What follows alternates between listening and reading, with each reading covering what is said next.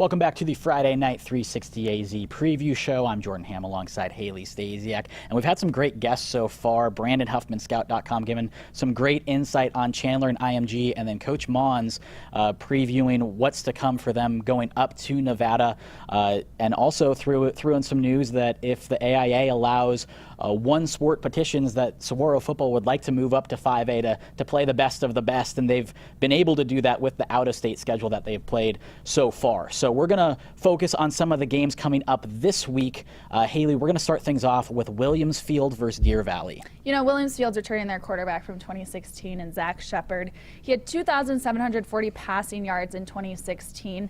And then some other guys to watch on this team are Ryan Colbert, who had 64 rushing yards last Friday against Arcadia, and Jaden Carroll, who had 109 receiving yards. He plays all over the field, both offensively and defensively. So this Williams Field team has a very strong offensive core. And it's interesting because coming into this year, there's a lot of questions on who would replace Max Fine and Justice Stokes, two huge playmakers on the outside for them. Looks like they already have some guys stepping up. The interesting thing to me for Williams Field is the offensive line. They had a lot of guys graduate last year in the secondary at those skill positions, but they return quite a few guys along that offensive line, and then also Noah Nelson, who is a sophomore, hasn't played any varsity football, but already has an offer from Arizona State. So this Steve Campbell's teams are always very good, and especially very good up front. So going to be a lot to look at with Williams Field. On the other side with Deer Valley, this is a team that's been on the rise for quite a bit.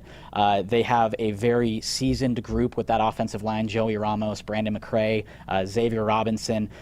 Des Melton's a guy that I think you definitely have to keep an eye out for. He is a very athletic running back. He's built like a tight end, but can run very quickly. He's a track star as well. I could see him moving around a little bit in this game. I think that he could play some wide receiver, try to get some mismatches. That's where he started last year before they moved him to running back, and then he ended up with 1,300 yards and 15 touchdowns. And then one other guy to watch in that backfield. He's kind of the underrated guy.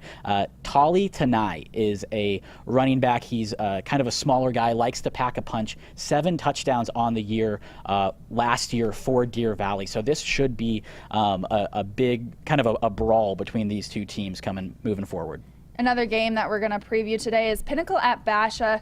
Jordan, you went up to Westview where Basha was this past Friday, and post-game, Coach Welbrock kind of said Basha's defense showed up, and that's very unusual. So what is it that this Basha team is going to be able to do to kind of slow down Pinnacle's offense? Well, Pinnacle started the year making a statement with that big win over Brophy up north.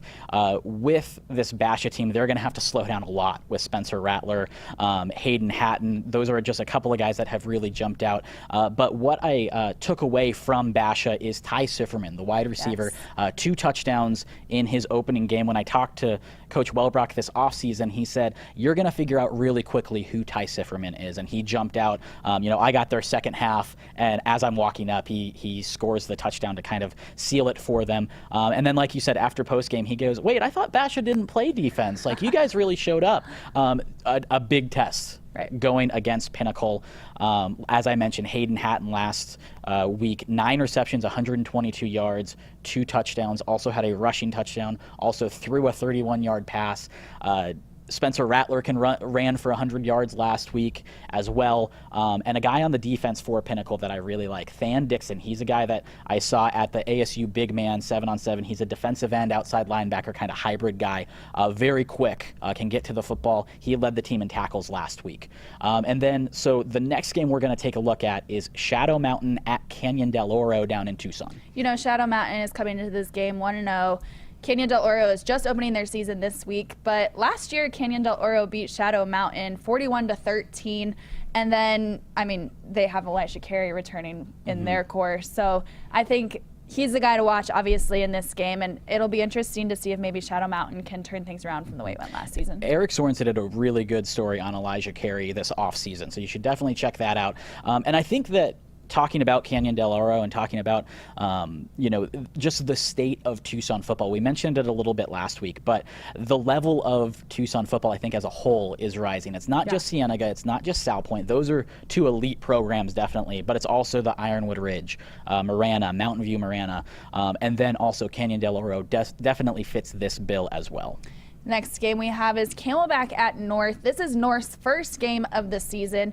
They've got some returners coming with their quarterback in Juan Connolly, running back in Dominic Ferrucci, and defensively with Jason Cortez. So experience is going to be on the side of North this week, and Camelback's coming in 0-1. Yeah, Camelback, rough start to the season, but they definitely have some athletes. I got to see Abakar Abdi. He's a guy that I saw at a track meet this offseason. He can fly 86 rushing yards last week, led the team in tackles as well. And then a guy that really jumped out, Sean Charles, 193 receiving yards, 3 touchdowns. So looks like that they can air it out over at Camelback.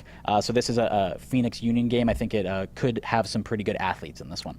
One last one to wrap up our preview today is Horizon at Chaparral. Now, Chaparral got tossed around a little bit last week, and Horizon's coming in with some solid guys up front and just all around as well. We spoke with Ty Wisdom on AZ Audibles a few weeks ago. Without Jack Miller and this Chaparral offense kind of falling apart last weekend, it's going to be a test for them. Well, I think it's been kind of some bad luck for Chaparral early in the year. They lost that heartbreaker to Desert Mountain on the road. They didn't have Jack Miller for their first 5 games. This game's actually being played at Arcadia because Chaparral's field isn't ready quite yet. But the guy who stepped in for Jack Miller, Davis Shahan, he had a great game. He was very efficient, 80% completion, 345 yards, 4 touchdowns.